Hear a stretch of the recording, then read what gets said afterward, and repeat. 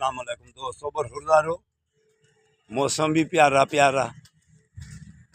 तो हम दोनों ही बड़ी उम्र के, ये देखें हमारे जवान सरवर साहब, उम्र ज़्यादा है लेकिन वो अपने आप को फिट कहते हैं कि अल्हम्दुलिल्लाह हम फिट हैं।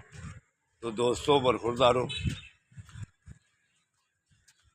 इतना मौसम खूबसूरत है तो हम दोनों वॉक कर रहे हैं।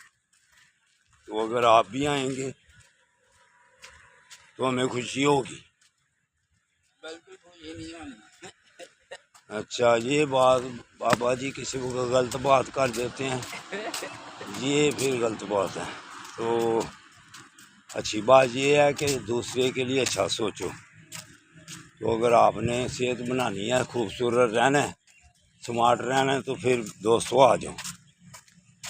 अल्लाह हाफिज़, अल्लाह हाफिज़।